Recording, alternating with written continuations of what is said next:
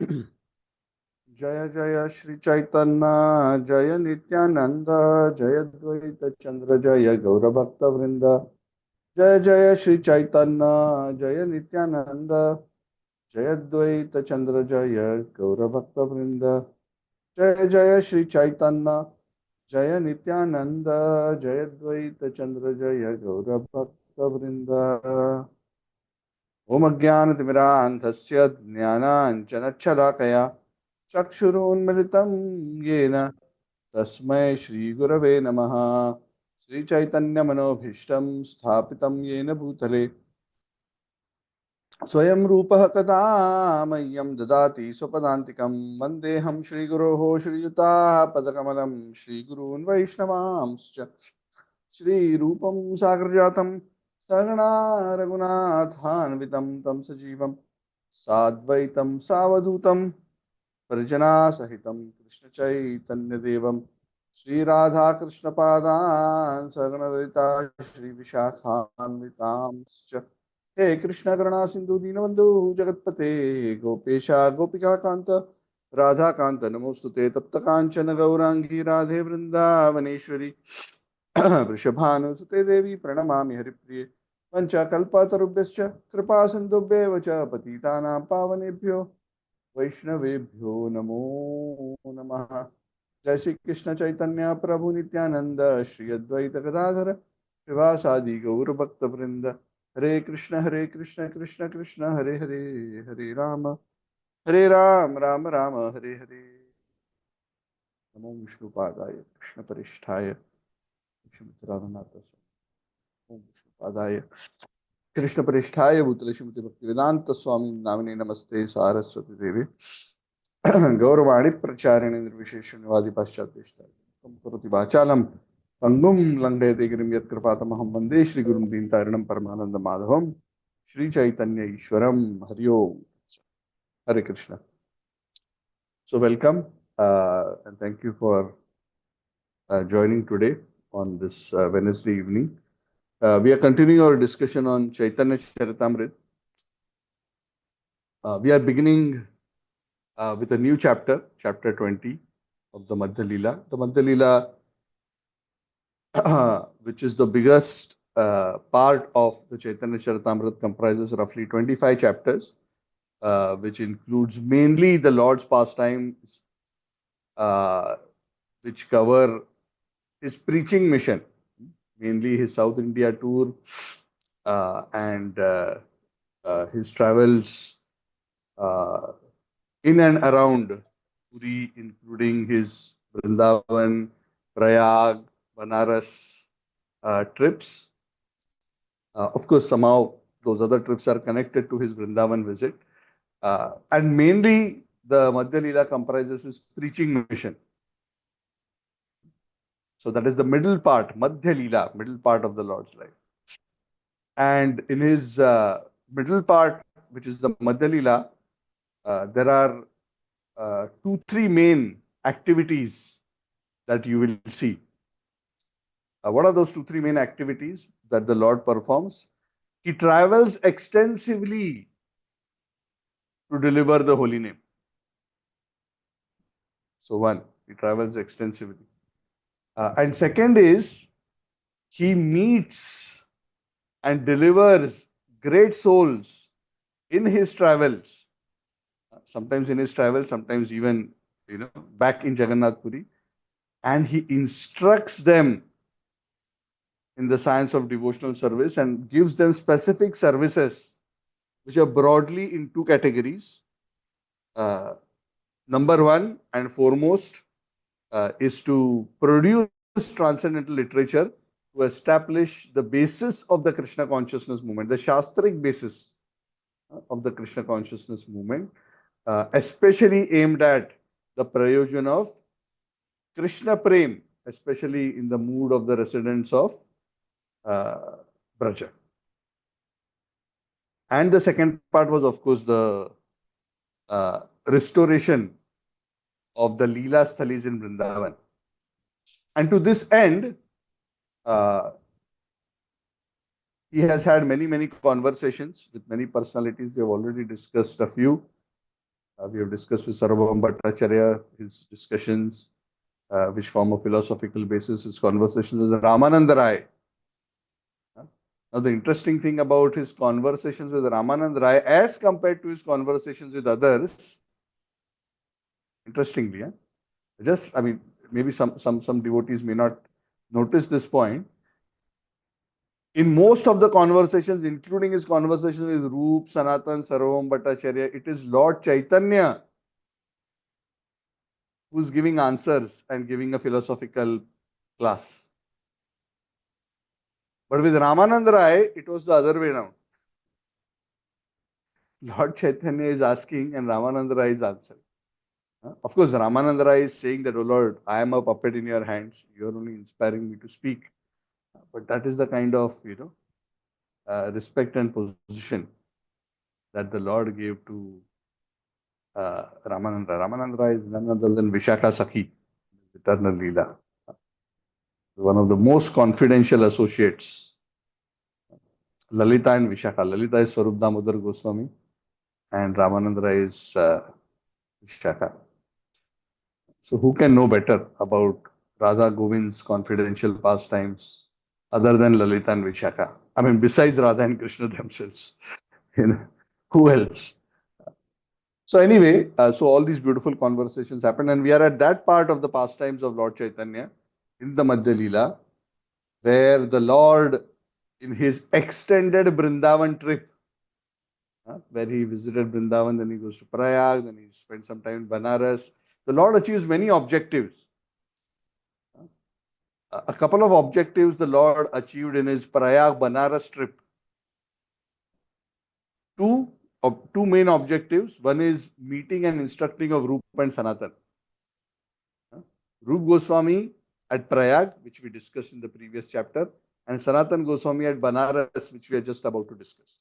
And both these conversations, chapter 19 and chapter 20 of Madhya Lila, the Lord gives extensive instructions to them in the topic of Krishna consciousness.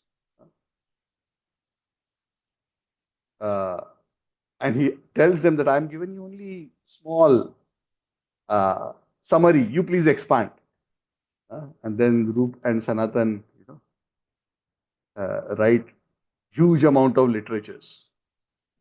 So Rup Goswami, we discussed that he has written books like Nectar of Devotion, Nectar of Instructions, and quite a few dramas. A lot of books written. I'm not mentioning all of them, but most importantly for us as Prabhupada's followers, Bhakti Rasamrita Sindhu, Nectar of Instruction. The most prominent of Sanatan Goswami's works. He has also written many, including dramas, but the most prominent are Hari Bhakti Vilas, Brihad Bhagavatamrita. Now we don't have time to go into the contents of them, but I just wanted you to be aware. These are amongst the prominent books. Of course, later Jeev Goswami wrote a lot of additional books, the Shat Sandarbhas, and so much to create the basis, the Vedantic basis for Chaitanya Vaishnavism, especially the Gaudiya Vaishnava philosophy of Achintya Bheda Bheda. Of course, the Vedanta commentary that we refer to as our own on the Vedanta Sutras, because each parampara has their own. We actually inherit Baldev Vidyabhushan's commentary, Sri Govinda Bhashya, which is the commentary establishing Radha and Krishna's worship as topmost, based on the Vedanta Sutra. Because if you want to be a bona fide Vedantic tradition, and all Vedantic traditions are expected to have a comprehensive, cohesive commentary on the Vedanta Sutras. So that was Baldev Vidyabhushan's Sri Govinda Bhashya. Jeev Goswami, of course, extensively wrote many other works to supplement that, especially the Sat Sandarbhas, where he argues giving extensive scriptural support on various aspects of Gaudiya Vaishnava philosophy. Because sometimes people, come to Gaudiya Vaishnavas and say, "Hey, how come you say Krishna is supreme? Hey, how come you say Krishna is, uh, you know, the origin of everything? Oh, he's just an incarnation of Vishnu. Uh, how come Bhakti is the topmost? You know, so all the key philosophical propositions in our Gaudiya Vaishnava Siddhanta is established by Jiva Goswami in his Shat Sandarbhas. These are just some things you should be aware of, at least at a high level. And then, of course, Raghunath Das, Raghunath Bhatt, and others have also written some works. So, principally, this is the kind of contribution. So, essentially, they laid the foundation. Correct? Just like when a new subject comes, you need textbooks, you need university, you need uh, all these foundational aspects to be in place so that the future generations can actually study, practice, and develop themselves in this particular tradition and work towards the goal that Chaitanya Mahaprabhu wanted to gift to all mankind. So we discussed about Rup Goswami's pastimes in the last class. And this particular chapter is about the pastimes of Sanatan Goswami. So, Rup Goswami, just to give you a high level, quick summary of what we discussed, Goswami Rup Goswami and Sanatan Goswami were in Bengal. They were serving Nawab Hussain Shah in very, very prominent government positions. And Sanatan Goswami was, the finance, the Prime Minister. Goswami was like the, finance minister, some people say. So, both of them were actually waiting for the time when they will be delivered from the service of Nawab Hussain Shah. Now, I want to briefly describe, I do not know whether I described this to you in this particular class. I want to give you a brief background about Rupa and Sanatan. We discussed about Sanatan's pastime and his meeting with Lord Chaitanya, but a little bit about the background of Rupa and Sanatan. So, Rupa and Sanatan Goswamis come from a family of Saraswat Brahmins. Their ancestors, a few generations earlier, were based in the southern part of India, around the Karnataka area. They were Brahmins and very pious, very scripturally well-read. But at the same time, his ancestors were like small rajas. They were controlling and managing certain areas. I do not know how big, but they were, very opulent and scripturally well-read. And even though they were Brahmanas, they were like mini Rajas. And why I'm mentioning this is that because they came from that background, Rupa and Sanatan also had the background of administration. I'm talking about administration of a kingdom. They came from that kind of, they had some political background. And along with that, so what happened was that their ancestors, there's a long story. I have that story, but I don't want to spend too much time because that may not be spiritually so relevant. But one of their ancestors, because of certain issues in the southern part, there was some conflict within the family, and one of their ancestors had to run away from Karnataka and come to Bengal. And they moved through, and that family moved through a few parts in Bengal. They were in a few places, but amongst the last places where Rupa and Sanatan's family were based, is a place known as Bakla Chandradweep, and then eventually the place where um you know they were staying, where they met Lord Chaitanya Mahaprabhu. Uh, so there was a particular reason where Nawab Hussain Shah picked Rup and Sanatan to be on his cabinet team.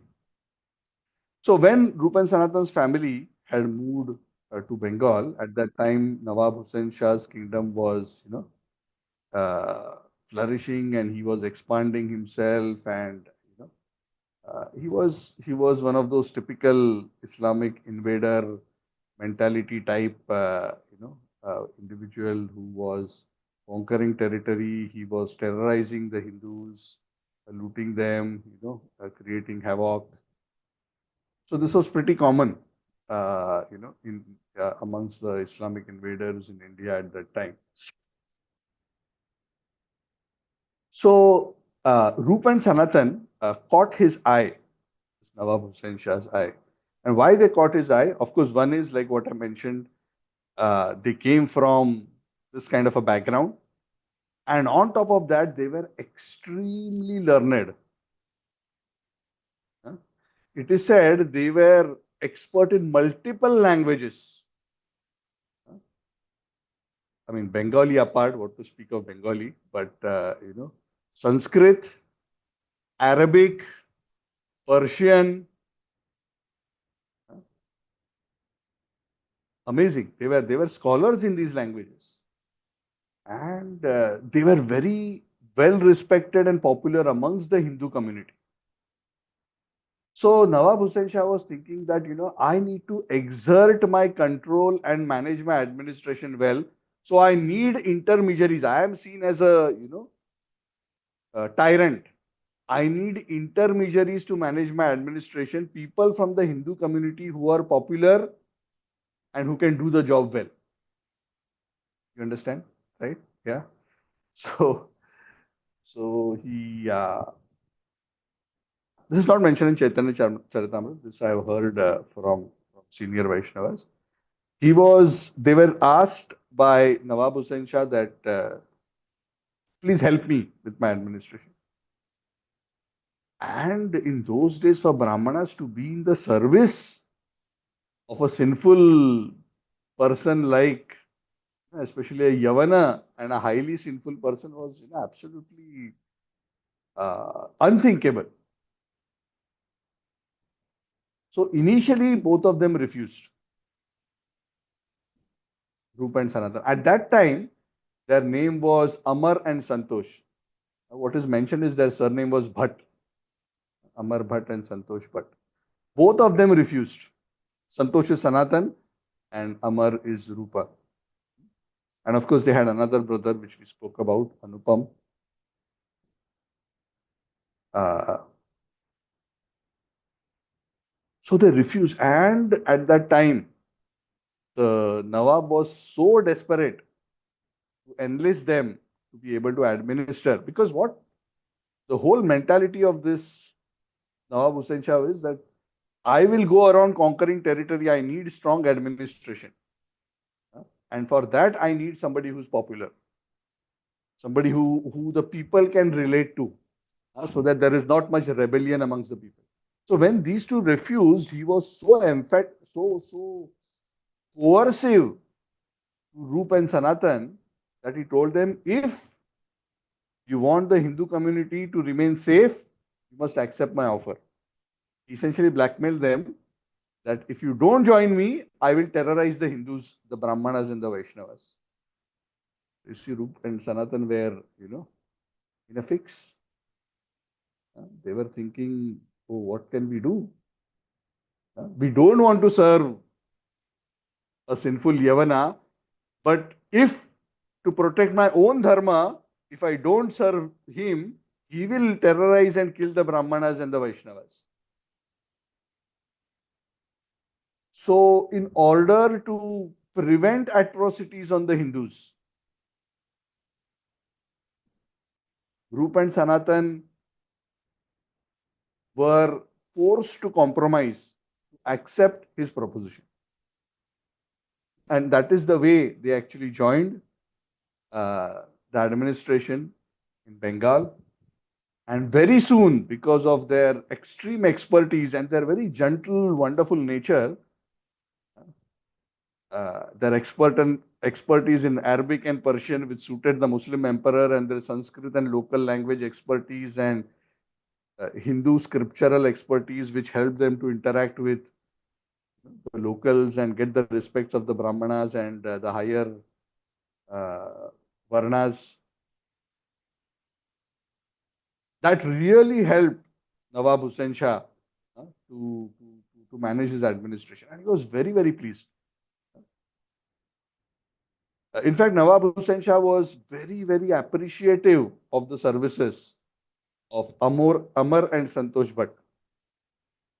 And very quickly they rose to these positions of, as they say, sometimes it is said Prime Minister, Finance Minister, sometimes it is, like a Home Secretary, Revenue Secretary kind of, The Nawab was very affectionate to them. In fact, he would treat them, very nicely and very affectionately. He would call them like their brothers, and he changed their names from Amar and Santosh to Dabir Khas and Sakar Malik.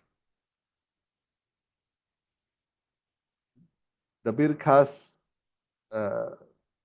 is is actually more a position.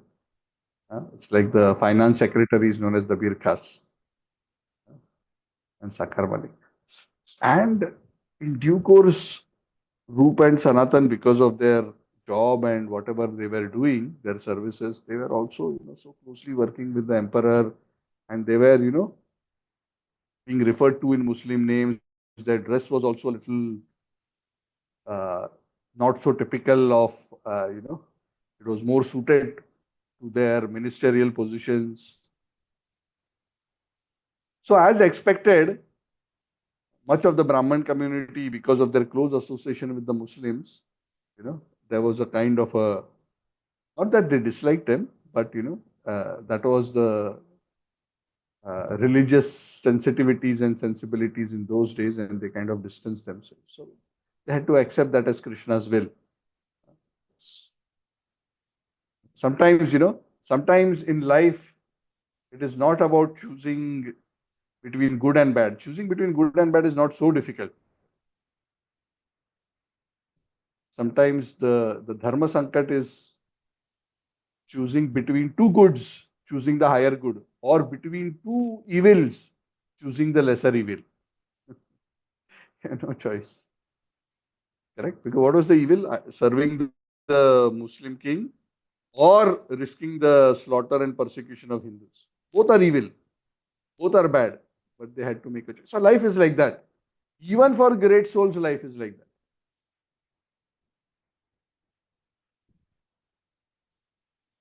What to speak of us? We are very small. Anyway, so that is the background. Because sometimes devotees wonder, oh, how come Rup and Sanatan ended up working for the Muslim emperor? Uh, so not much is known about. So one point. So they joined. They were popular, and they had a home in Bakla Chandradweep, which is the name of a place, and uh, and they had homes in a few places. Uh, and they also created, and we discussed this in the, I think, last class. They created a Nava Vrindavan in their new home, which was closer to the administrative capital of the Nawab, and they would spend considerable, time there as well. At Ramkili, I mean, Ramakili.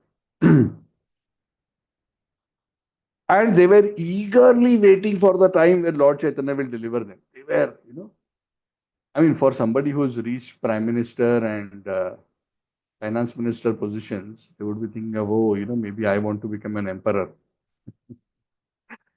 Uh, but they were least interested. They were extremely rich, extremely powerful, but they were continuously thinking how they can get the shelter of Lord Chaitanya Mahaprabhu, and they would regularly write to Lord Chaitanya Mahaprabhu. And Lord Chaitanya Mahaprabhu replied to their letter. He said, wait, the day will come, don't hurry. Of course, the contents of the letters have not been, but basically they were revealing the heart that we want to come and surrender to you. Said, no, no, don't. Time will come, time will come. And we also discussed, then later Lord Chaitanya came and met them in Ramakeli. And there also he comforted them, he accepted them, he comforted them, and he told them, very soon the time will come. I'm going to Vrindavan. When the right time will come, I will call you. Krishna will inspire you. See, sometimes in life, uh, we want to do something, circumstances are not right, situations are not right. If you are very, very sincere, Krishna will give the right intelligence to us at the right time in terms of what we should do. If you are continuously praying to Guru and Krishna for guidance, the right, Krishna will open the door of opportunity for us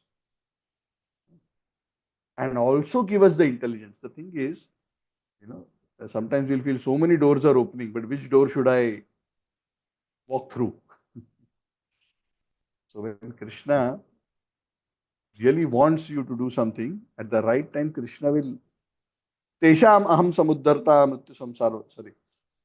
Tesham ev anukampartham aham adnyanajam taman nashayami atma bhavastu jnanadipena basva. I am inside the heart. I will remove the ignorance. I will give the inspiration. So Krishna gives the right inspiration. The same instruction was given to Raghunath Das Goswami. Wait, don't hurry. Don't run away from home now. The time will come and Krishna will give the right inspiration. So even for, what to speak of us, we are very small people. At least I am very small. For Goswami's Nitya, eternal associate Parshadas also the Lord is saying, wait, time will come. Wait for the right time. Devatas also go to Vishnu, Lord Shri Vishnu, and pray, please deliver us from this demon. Never the Lord will say, oh, really? Come on, chakra. Send and, chop off the head and say, okay, problem solved. Okay, you can go back. Okay, all done. Project successful. Doesn't happen like that. The Lord will hear and say, yes, I have noted. I accept your prayers. In due course, when there is a right time, I will take incarnation. I want you also to come, participate. Don't think this is free of charge for you. You have to perform your role also. You have to come and assist me in my pastimes. Let's do it together. Let's have some fun. Come, I will also come. So many living entities, both perfected and advanced souls, appear and perform together with the Lord pastimes, which lead to the manifestation of the will of the Lord, whatever that will be, maybe towards destroying a demon or establishing dharma, whatever that purpose may be. So things take their own time. The Lord says always, wait for the right time. Because this whole cosmos is governed by certain rules, and those rules, especially karma and the dependencies of destinies and the rollout of destinies, are so interlinked that you cannot just disrupt the system by suddenly doing something. The Lord doesn't want to just simply come and disrupt the system. So things manifest in its particular way. And the Lord knows perfectly. So for everything and for everyone, there are right times. And if you are not sure, we have to take guidance of Guru and seniors, or we have to pray very hard for the right inspiration. Correct? Even for devotees, sometimes devotees will say, Prabhu, oh Lord, what should I do? Sometimes we become confused. What is my duty in Krishna consciousness? Like Arjun also became confused, right? कार्पण्य दोषोपहत स्वभाव प्रच्छामि त्वाम धर्म सम्मूढ़ चेताः यश्रेयस्यान् निश्चितं ब्रूहि तन्मे शिष्यस्तेहं शादिमां त्वं प्रपद्ये. I am confused about my duty. I want to do the best, but I don't know what is best. I'm unsure this or this because I see problem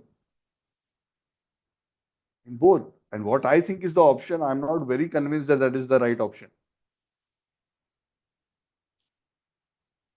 So that is the reality of life. Even if we study Gita and Bhagavad, to apply Gita and Bhagavad to specific contexts and situations requires deep spiritual insight and sometimes even prompting from inside by Paramatma to help us make the right decisions. You cannot go around life simply with a reference book. We have to use our intelligence and know how to apply spiritual and dharmic principles to various situations. And wherever it becomes very complicated, take guidance from great souls. Anyway, so they went through that journey. They met the Lord at Ramkeli, then they uh, eventually, long story, eventually they became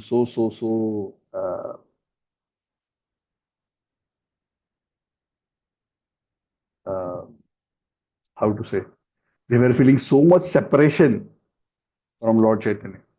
They made their home in Ramkeli. Ramkeli, they made a very nice, secluded home for themselves. And there they developed a new Vrindavan, Nava Vrindavan. So what they did is they were missing Vrindavan and the Braj Lila so much that they created a Vrindavan there. They made a small Govardhan, they made a small Sham Kund, Radha Kund.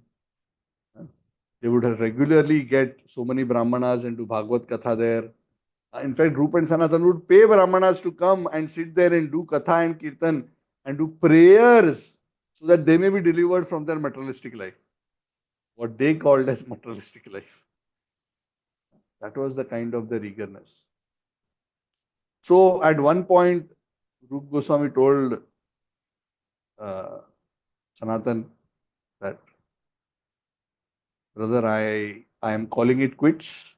I am going. I know you cannot leave immediately, but I am going. So Rupa Goswami loaded, I think, two, if I'm not wrong, two or more boats full of gold and treasure. He went from Ramakeli back to Bakala Chandradweep, where his family and his relatives were there. And there he distributed his wealth. That also we have briefly discussed. 50% he gave to Brahmanas and Vaishnavas in charity, 25% to his relatives,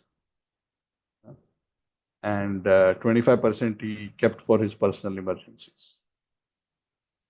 And at that time, it is said 10,000 gold coins Rupa Goswami kept with a particular grocer. Because he knew that Sanatan may get into trouble because he is leaving, but Sanatan may get into trouble. So he got that inspiration. I must leave some money.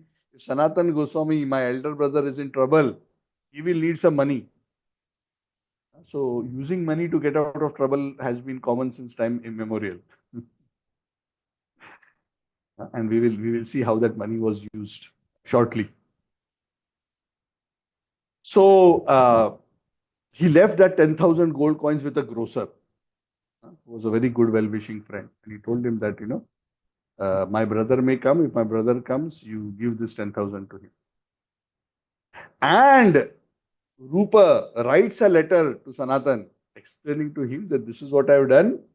I am going to Vrindavan to meet Lord Chaitanya. You also please sort out your business and come. And I have kept this money so and so in this particular place. Uh, if you need that for some reason, please use it. Then after that, both Roop and Anupam, Shri Vallabh, they left towards Vrindavan, and we discussed how they actually, on the way to Vrindavan, they met Lord Chaitanya at Prayag. So that was the discussion in the last chapter. where we discussed, how they were surprised to find that Lord Chaitanya is in Prayag. They saw him just outside the Bindu Madhav temple. They fell at his feet and that beautiful interaction and so many things. I'll not go through all of that again. And then eventually, almost 10 days, Lord Chaitanya instructed Rupa Goswami on the science of devotional service. And then he told him, I am now going to Puri and, back. And Rupa Goswami said, I want to come back. I want to follow you wherever you go. He said, no, no following. I have seva for you. I instructed you for 10 days because I want you to write books. And the second thing is, I want you to go to Vrindavan. You want to go to Vrindavan, right? You want to go to Vrindavan to see me, but now you go there for my service. Establish the holy places of Radha and Krishna's pastimes, write transcendental literature. That is just seva. Eventually, you can come and meet me in Puri. But right now, I want you to focus on this seva. And at that time, when Lord Chaitanya met Rupa Goswami, he asked Rupa Goswami, what about Sanatan? So by that time, the news had already reached Sanatan. The news had already reached Rupa Goswami that Sanatan was arrested.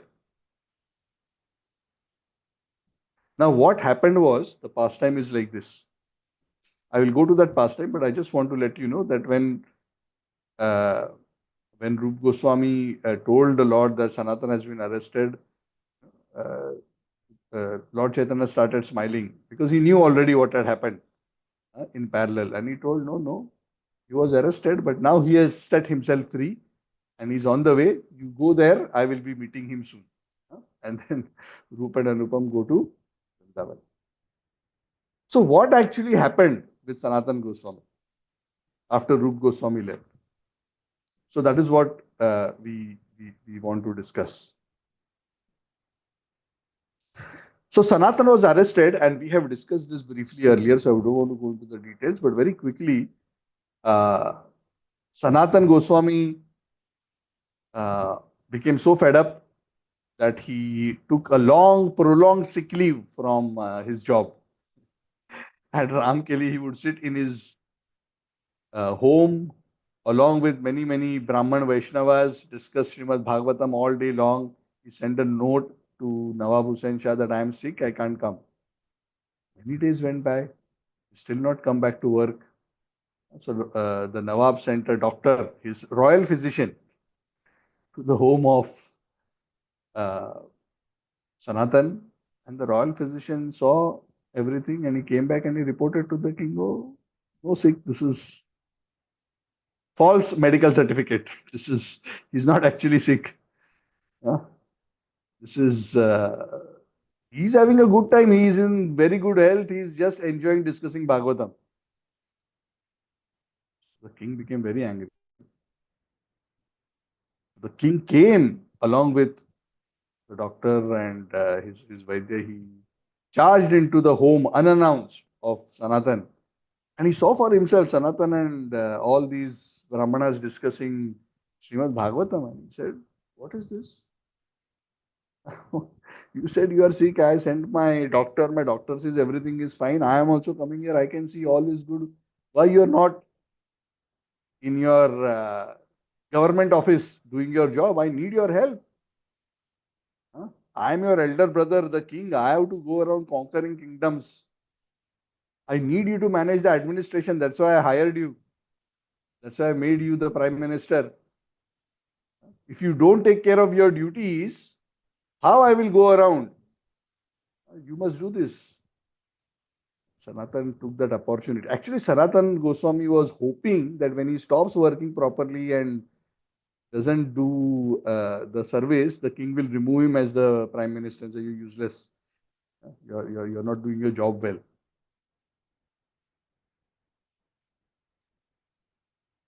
So Sanatan Goswami just kept quiet and he said, I'm actually so sorry. But oh king, I cannot do this anymore. And especially you are going around, attacking other kingdoms, killing people, looting people. I no longer want to be associated with all this. So please excuse me. And the Nawab Hussain Shah was very angry. So at that point, he walked away from the home But later he sent his guards to uh, arrest Sanatan Goswami because he realized that Roop has run away. His finance minister has run away. Now the prime minister is also about to run away. So he did not want him to run away. So he wanted to go on his campaign to Orissa to capture and expand his borders. Meanwhile, he ordered that Sanatan Goswami be imprisoned. Because he gave him two choices. Either you do your job or you go to prison. He said, I am not going to do the job. So he put him in prison. So Sanatan Goswami, while he was in the prison, he got the letter from Rupa Goswami. And the letter said, my dear brother, I and Anupam are headed to meet Lord Chaitanya in Vrindavan, and we have understood that you have been put into prison. We have kept 10,000 gold coins. We have kept 10,000 gold coins with such and such grocer. Please use that for any emergency and find your way out from the jail, and come and join us in Vrindavan to meet Lord Chaitanya. So that letter was delivered to Sanatan. We may wonder how did that letter reach Sanatan? Sanatan was in the prison. Sanatan was not an ordinary prisoner. He was the prime minister, so he was very well connected. So looks like there were means which Rup Goswami had the right connections to make sure the letter reached Sanatan in the prison also. So when Sanatan Goswami understood this is the situation and this is the uh, money which is available at his disposal to arrange his escape, Sanatan Goswami actually became very pleased. He was pleased for Rup Goswami that Rup Goswami was on his way to meet Lord Chaitanya. So immediately Sanatan Goswami was, being a diplomat and politician also by profession, he called the jail superintendent. Actually, the jail superintendent wasn't unknown to Sanatan Goswami. Sanatan Goswami knew him because Sanatan Goswami is the prime minister. He had extensive previous association with that particular, in the form of government duty, not as a close friend, but in terms of their government duty. And there were quite a few favors which Sanatan had extended to the prison superintendent while Sanatan was the prime minister. So this jail superintendent, he was a Yavana also.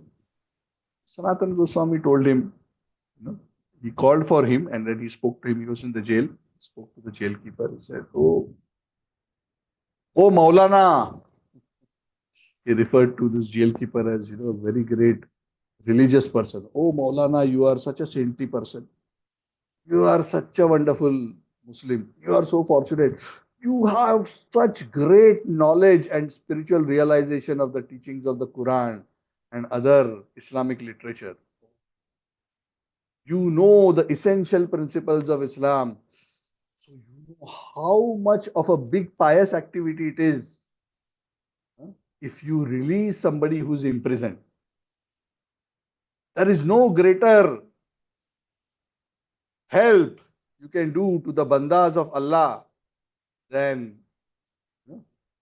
releasing them from prison. Whoever does that is themselves released of bondage and gets the favor of Allah. And then Sanatan says, Oh jailkeeper, previously so many things I have done for you. Now you see I am in difficulty. Please return my goodwill. Do some help for me also. And I am just asking you to do a very pious activity according to scriptures, according to the Quran. So the jailkeeper was peacefully listening. He wasn't too excited to help him, obviously, because he would get into trouble if he would release Sanatan Goswami. So Sanatan Goswami knew what was needed to be done. You need to warm the hands. So Sanatan Goswami took 5,000 gold coins and put them in the hands of the jail superintendent. You are so religious. Just a small gift for you. You're so religious. This is just pocket money. Please consider how saintly you are. And he told him, and not only are you going to release me, do you know what I am about to do? Huh? I am about to go on a pilgrimage to Mecca. See, at that time, the way Rup and Sanatan were treated as Dabir Kas and Sakar Malik, some of the government officials would practically identify them as if they were Muslims. As I said, their naming, their dress, their close association, and they were excommunicated practically from the Hindu, uh, you know, traditional Brahmanas.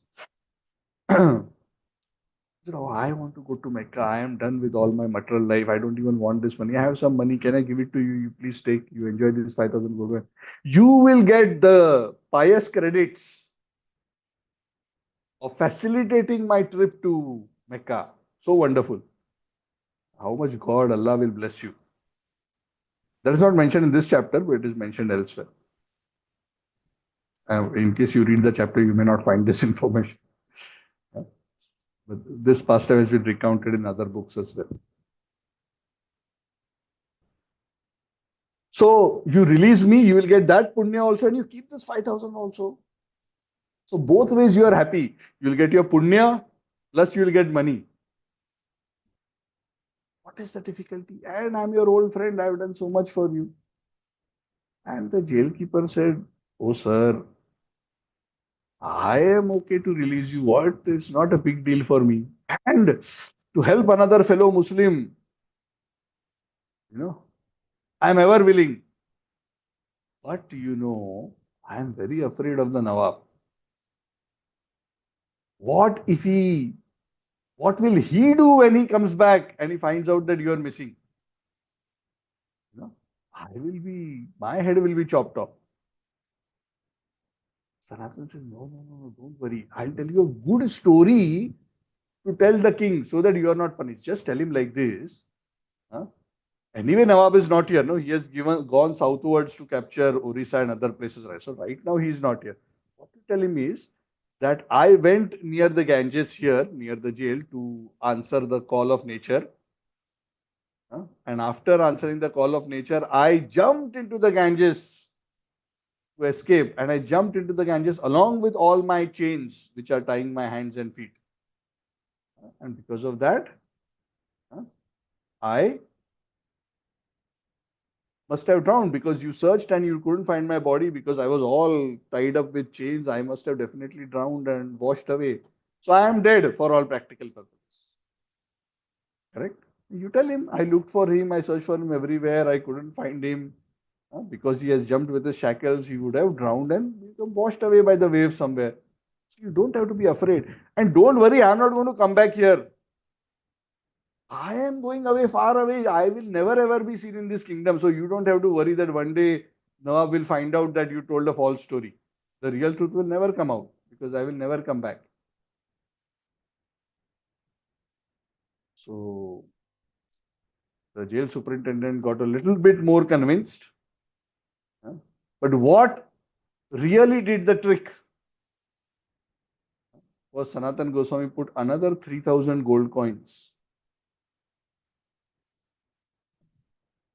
Actually, 2,000. He gave 5,000 earlier. No? Another 2,000 gold coins. So total 7,000 gold coins. 5,000 earlier and another 2,000. Then the jailkeeper suddenly became very dharmic.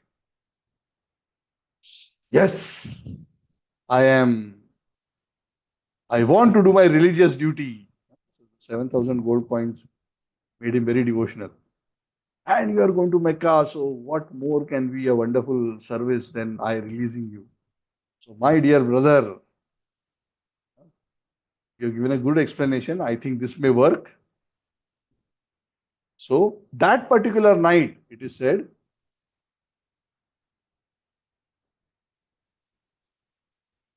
he cut the shackles of Sanatan and let him go.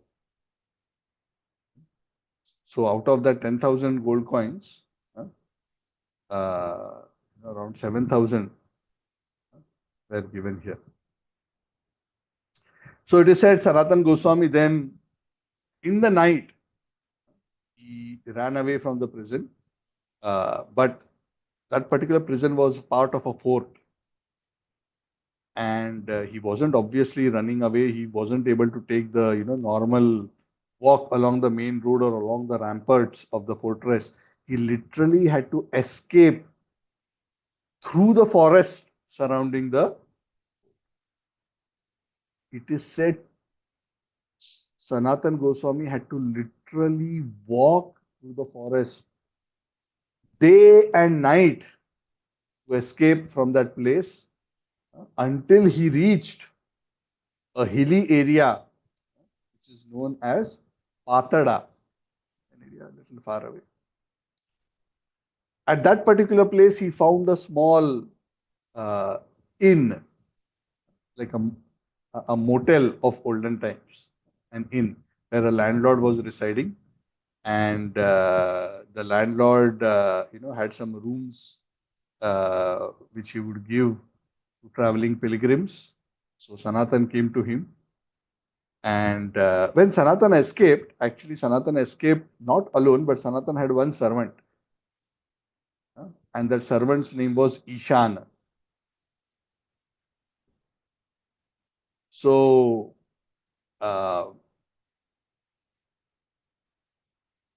and Ishan was the one who was actually, managing the gold coins on behalf of Sanatan. So when they were traveling through the forest, Sanatan had warned Ishan, whatever remaining gold coins that you have, we are going through forest, we are going through dangerous territory, there are dacoits and others, they'll kill us to take it, so you just give it away. So Ishan gave away the rest of the gold coins also to the prison jailkeeper, but he still kept 10 gold coins with himself. And he didn't tell Sanatan Goswami that he has 10 gold coins. He just kept, oh, in case there's an emergency, if I still need. So even though Sanatan instructed him to give away all the gold coins, he did not give all away. 10 of them he quietly hid and kept it with himself. So when Sanatan Goswami reached that particular inn and he came and met the landlord and he said, I need to rest here for the night and I need help from you tomorrow. You please help me. I need help to cross this hilly tract and go across. And he explained the situation. He said, I'm in a difficult situation. I'm trying to, run away from, these atrocious Muslim rulers. So please help me to escape from this situation. So at that time, there was a Jyotishi who was a very close friend of this innkeeper landlord. He was so expert that through his astrological calculations, he figured out that Sanatan Goswami, along with Ishan, is carrying gold coins. Very interesting. And the landlord said, "Okay," because his inn or his place of residence was in the middle of nowhere. So he and this astrologer planned that at night when they are asleep, we will kill both of them and take their gold coins and dispose their bodies. So good for us.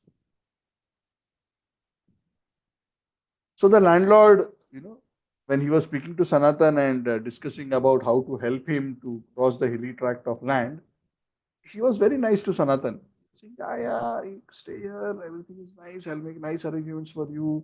Why don't you go and cook for yourself? I'll make all the arrangements, you take your lunch, and then Sanatan went out, he took his bath, he was day and night, he was been walking and running, For 2 days he had not eaten anything. So finally Sanatan and Ishan, they cooked the lunch for themselves and they had that.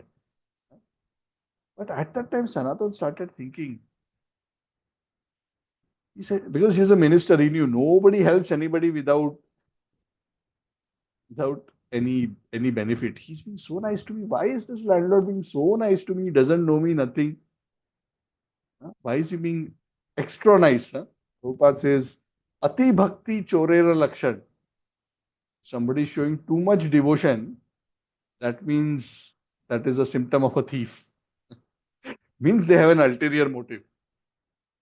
Somebody is suddenly being very nice. And normally somebody never talks to us. Suddenly they come. Prabhu, so nice to see you. Prabhu, oh, you're so nice. I love your classes so much. So then alarm bell should ring, ding, ding, ding, ding, ding. Oh, there is something that this person wants, which will of course very soon come out in the conversation. Of course, this is true in a material society or a spiritual society. Wherever there are conditioned souls, and sadhakas are conditioned souls who are trying to be devotees, so these tendencies will be there. So Sanatan started thinking something is not right. But what does he have to gain from us? I'm not the prime minister, I'm a fugitive. And then he turned to Ishan.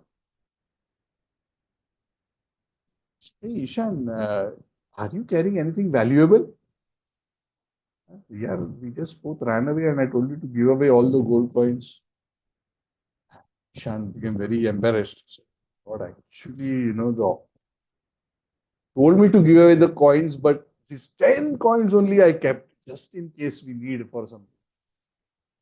Sanatan Goswami, Hare Baba, I told you, I told you for a reason. I know how dangerous this is to carry this kind of gold coins in this kind of a dangerous terrain.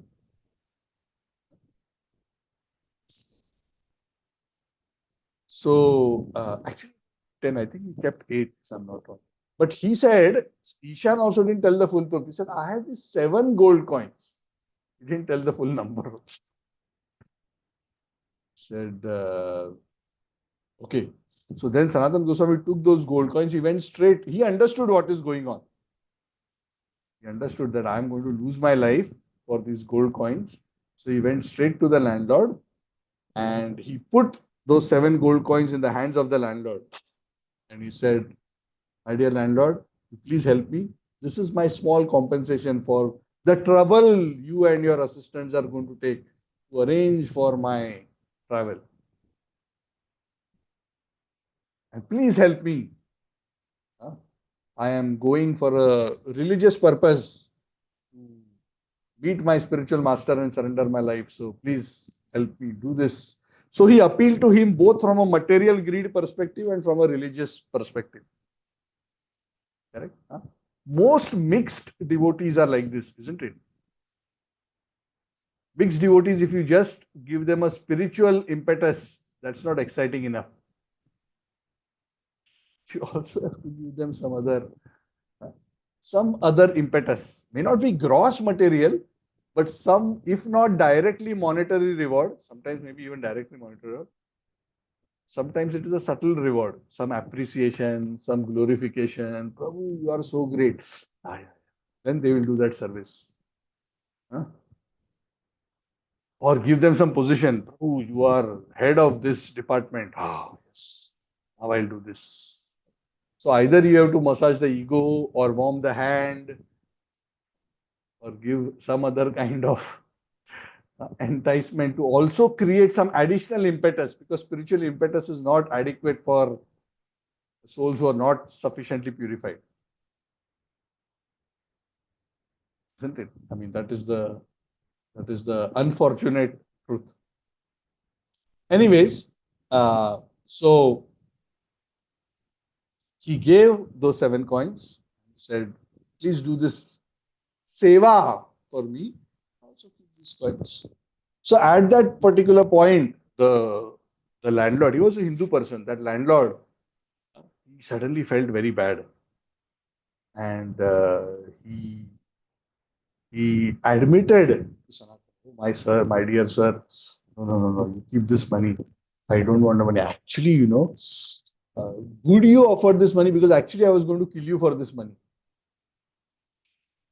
But now I understand you are actually a very saintly person. Don't worry, you keep the money. I will help you nonetheless.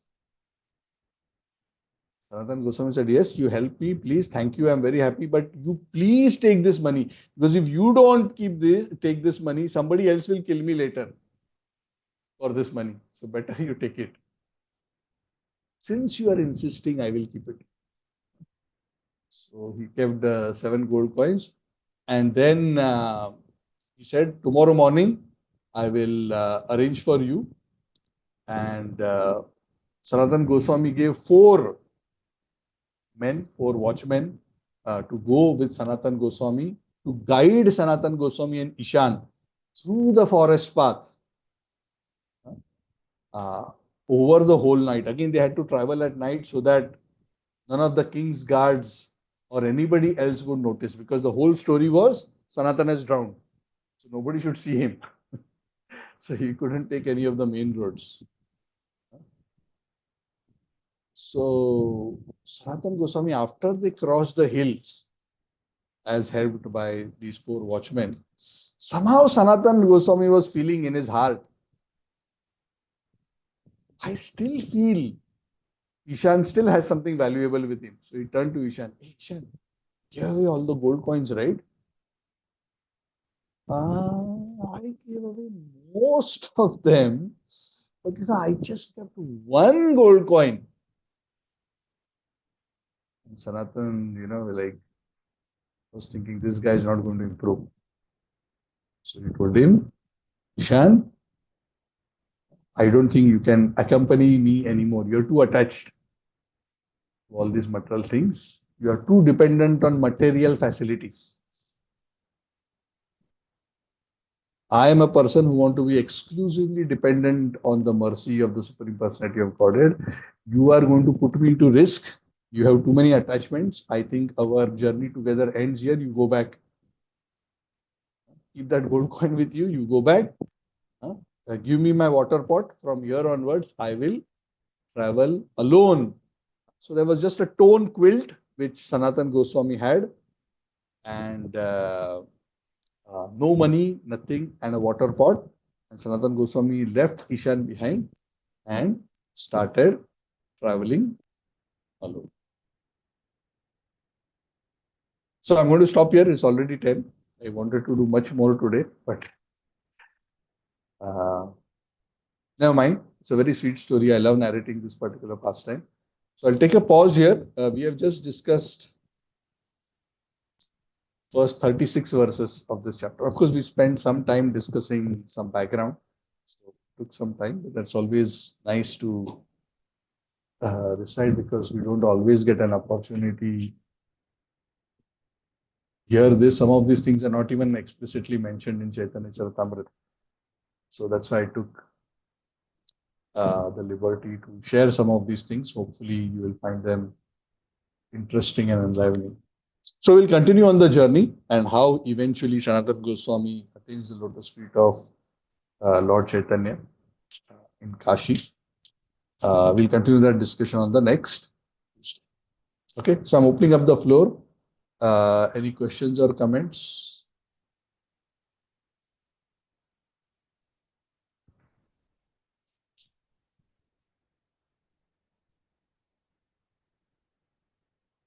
Okay, good. Yeah. Anyway, not much philosophical discussion, so more of pastime. So, yeah, usually wouldn't be many questions. So, thank you all very much. Sri Chaitanya Charitamrita ki jai. Srila Prabhupada ki jai. Samaveta Gaur Bhakta ki jai. I'll see you all on this weekend. Like what I said, I have something. I have a class. So, I don't know. There are 2 things we can do. Either we can do the class on a Friday evening. I'm okay. So what I'll do, I'll put a poll. I'm okay to do Friday or Monday, but the only thing is, if I do on a Monday, then the next class will be on Tuesday. So for the Bhagavatam, if you're okay on a Friday evening, I'm okay. Otherwise, we'll have to skip for this weekend, both Saturday and Sunday. Otherwise, I have something in the evening, unless we really do it morning, but I don't know. that may be a bit of a challenge for those in India. If I do morning, it will be too early for you. And on Sunday, of course, morning, most devotees will be in temple. That will also be a bit of a challenge. So just think about it. And anyway, today is Wednesday. So if it is Friday, it is day after tomorrow. Yeah. Okay. So I'll put a poll and you can vote and then we can take a call. So for Bhagavatam for this weekend, either we do it on Friday or we skip. Okay. Thank you. Hare Krishna. Thank you, Prabhuji. Hare Krishna. Thank you, Prabhu. Hare Krishna. Thank you, Prabhu. Hare Krishna, Prabhu. Thank you, Dhanyavad. Prabhuji. Hare Krishna. Thank you. Thank you, everyone. Take care.